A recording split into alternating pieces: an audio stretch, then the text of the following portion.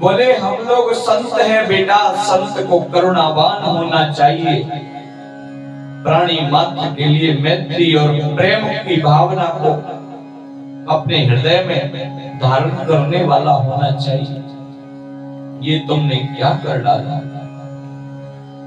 वत्स, लेकिन जो बाण निकल चुका वो लौटकर कभी नहीं आता है। इसलिए समीक मुनि ने अपने गौरमुख नाम के शिष्य को बुलाया और कहा, बेटा राजा परीक्षित के दरबार में तुरंत जाओ और उन्हें कहो मेरे नादान पुत्र ने उन्हें श्राप दे दिया है, आज के 7वें दिन तक्षक सर्प के डस जाने से उनकी अकाल मृत्यु हो जाएगी। और महाराज 7 दिन में अपनी मुक्ति का कोई उपाय वो कर सके तो जरूर कर ले,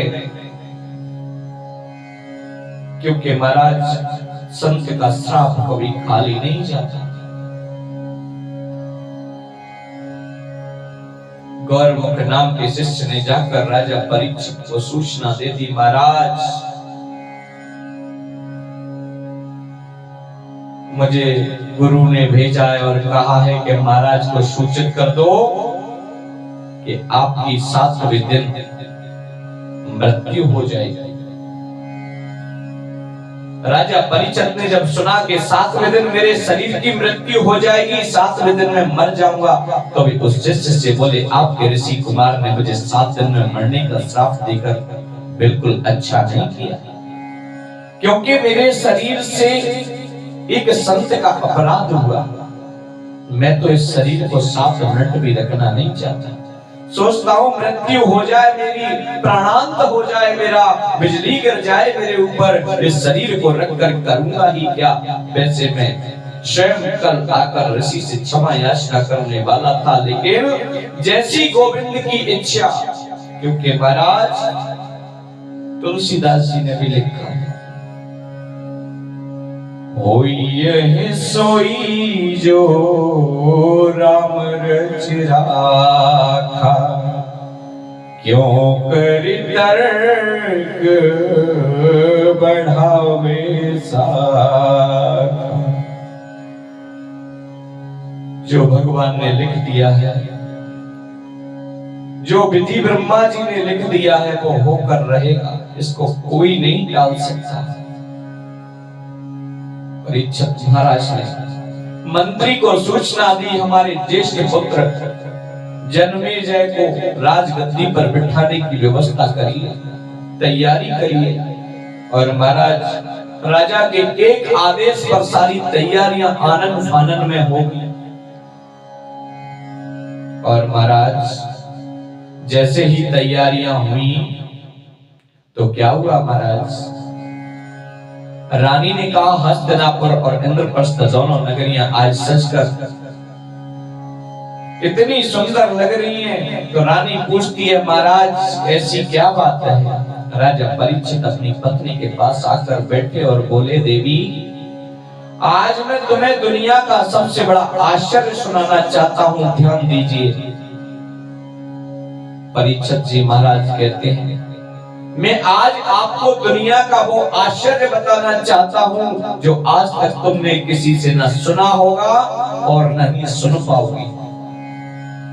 महारानी बोली, महाराज ऐसा क्या आश्चर्य है।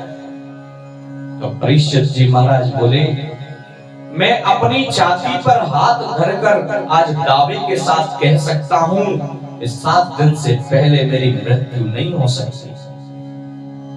7 दिन से पहले मैं मर नहीं सकता, मेरी मृत्यु नहीं हो सकती। ऐसा कहना, इससे बड़ा आश्चर्य दुनिया में और कोई नहीं महाराज, क्योंकि दुनिया में ऐसा कोई पुरुष नहीं जो अपनी छाती को ठोक के कह दे, महाराज कि मेरी अभी 7 दिन तक मृत्यु नहीं होगी या 1 साल तक मृत्यु नहीं होगी। लेकिन महाराज परीक्षित ने बोल दिया, छाती ठोक कर बोला कि आज से 7 दिन से पहले, आज का दिन और आज से 7 दिन पहले मैं मर नहीं सकता। 7 सेकंड का भरोसा नहीं होता महाराज, जीवन का क्या भरोसा है। ये हमारी भ्रांति है। प्लानिंग करते हैं 100 वर्ष से भी आगे की, गाड़ी बंगला कोठी मकान, मरने की तो कोई सोचता नहीं। बड़ी बड़ी प्लानिंग करते हैं महाराज, लेकिन एक मिनट का भी पता नहीं होता महाराज कब क्या से क्या हो जाए। क्या भरोसा है इस जिंदगी का, क्या भरोसा है इस जिंदगी का, साथ देती नहीं है किसी का, किसी का साथ देती नहीं है किसी का। महाराज इस जिंदगी का कोई भरोसा नहीं, कब क्या से क्या हो जाए। शाम को बढ़िया बैठे बैठे बात कर रहे हैं, 9 बजे फोन आया रिश्तेदारों का, बढ़िया वीडियो कॉल की, महाराज कब पता नहीं चला 10 बजे फोन आया कि वो नहीं रहे। क्योंकि महाराज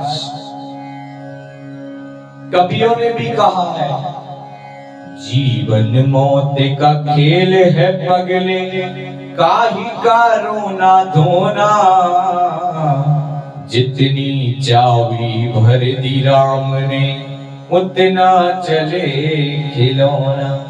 क्योंकि महाराज जिसने जन्म लिया है उसको मरना भी पड़ेगा, किसी का स्टेशन पहले तो किसी का स्टेशन बाद में, लेकिन आएगा जरूर। क्योंकि महाराज हम जहां रह रहे हैं इस पृथ्वी लोक पर, महाराज ये मृत्यु लोक है, जो आ गया है उसको जाना भी पड़ेगा। आया है सो जाएगा राजा रंग फकीर, कोई विमान चढ़ चला और कोई बंधा जंजीर।